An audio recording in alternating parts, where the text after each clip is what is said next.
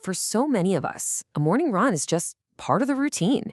It's that moment of peace you get before the day really kicks off. But for a young mother in Memphis, Tennessee, that same simple routine turned into a national headline, a story that nobody saw coming. So what happens when a totally normal, everyday run turns into an absolute nightmare?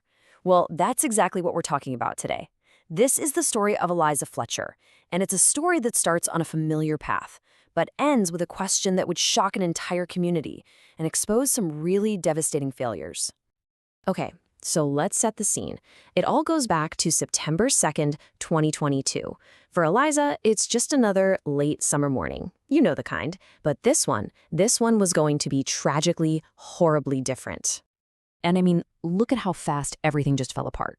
4 a.m., Eliza starts her run, just like she always does. But then, just 20 minutes later, surveillance cameras catch a man forcing her into an SUV. It's violent, it's sudden. By 7 a.m., she's not home, and her husband Richard calls the police. We're talking less than 3 hours. In that tiny window of time, a completely normal morning is shattered, and a family's entire world is just turned upside down. But before this story exploded into a national case, Eliza Fletcher was a real person, a pillar of her community. And I think it's so important that we understand who she really was, beyond just the headlines. I mean, she was so much more than a victim. She was a beloved preschool teacher, a mom to 2 little boys, a really talented marathon runner, and super active in her church.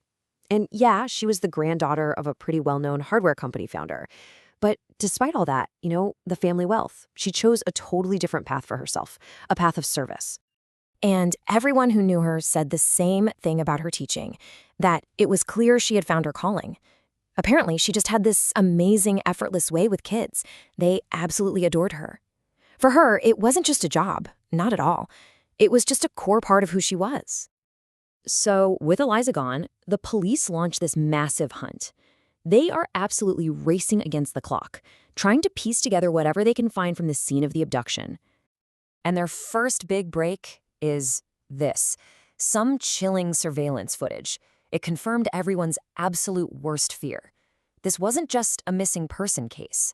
No, this was a violent kidnapping. The video shows it all. A man just sprinting towards Eliza, forcing her into an SUV, and then speeding away. Okay, so then there's a second discovery.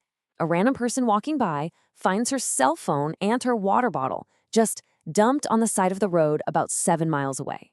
It looks like the kidnapper was trying to get rid of evidence, which at least gave the police a hint about which way he might have gone. But here's the really strange part. Right there at the scene of the abduction was this, a pair of men's sandals. Now you gotta ask yourself, why on earth would a kidnapper leave his own shoes behind? The police figured they had to be important. Maybe they held some kind of evidence, and crucially, they could have the suspect's DNA on them. So, could these sandals be the key? I mean, that was the million-dollar question for investigators. Pretty much everything was riding on what forensic science could pull from this one single discarded clue. So they take the DNA they found on the sandals and run it through CODIS. That's the FBI's huge national DNA database. It's basically this massive system designed for exactly this kind of thing. You take evidence from a crime scene and you see if it matches any known convicted offenders in the system. And bingo, they get a hit. The DNA belongs to a 38-year-old man named Eliza Abston. Just like that, the search for some faceless monster was over. Now they had a name. They had a target. So who is this guy, Eliza Abston?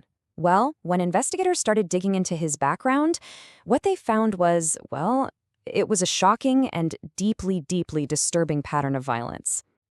Just look at this timeline. It's unbelievable. His criminal record starts when he's just 11 years old. By 16, he kidnaps a prominent attorney at gunpoint, a crime that is just eerily similar to what happened to Eliza. He gets sentenced to 24 years for that. But then, look at the end there, November 2020. He's granted early release. Just let that sink in for a second. 24 years. The court knew, even when he was just a teenager, how dangerous this guy was. That's why they gave him such a long sentence for that first kidnapping. But he didn't do the full 24. He got out 4 years early. And that right there, That single number is really the heart of this tragedy. Think about it. If he had just served his full sentence, he would have still been behind bars on September 2nd, 2022. He would never, ever have crossed paths with Eliza Fletcher. And if you think that early release is bad, it gets worse. As the investigation went on, an even more shocking failure came to light. A failure that could have and absolutely should have put Abstin back in prison long before he ever even laid eyes on Eliza. Okay, so get this. A full year before Eliza's murder, another woman, Alicia, comes forward to the police. She'd met Abstin on a dating app. He lured her out to an abandoned property, and this is chilling, the same property where they would later find Eliza's body. And there, he violently assaulted her at gunpoint. And here's the part that is just so infuriating. Alicia did everything you're supposed to do. She reported it immediately. She gave the police everything they needed for what should have been an open and shut case. We're talking his name, his photo, his phone number. They even collected a DNA sample from her at the hospital. This breakdown is just devastating. Look at it. Alicia reports a violent crime, gives them the suspect on a silver platter. And what happens? The police apparently fail to file the report correctly. DNA evidence is collected, but the sample isn't tested for a year. Not until after Eliza was already gone. The system just completely failed to act, and this violent predator was left on the streets, free to hunt again. A few days later, the search for Eliza Fletcher came to the most heartbreaking end imaginable. They found her body in a patch of tall grass, not too far from where her phone had been tossed. The medical examiner later confirmed that she had died from a gunshot wound to the head. So, where does that leave us? Well, Cleotha Abstin is going to spend the rest of his life in prison. He was sentenced for his crimes against both Alicia and Eliza. But for me, the most powerful response didn't come from the courtroom. It came from the community. In this incredible act of solidarity and defiance, thousands of runners gathered to finish the run that Eliza never could, reclaiming that route in her memory. And that brings us to the big, lingering question at the end of all this.